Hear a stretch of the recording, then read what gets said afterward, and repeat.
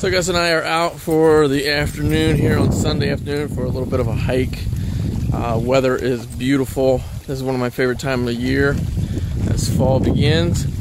It's in the 60s, it's breezy, the air is crisp. It's starting to look like fall too. Some of the trees starting to change. As you can see, Gus is having a good time just being outside.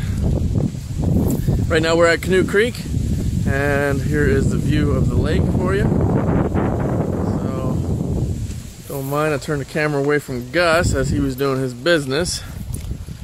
But it was interesting, a moment ago he was by the water. Now Gus is just over a year old, and I do not think he's ever been or experienced any sort of waves or real water. I have yet to have taken him to some place like this.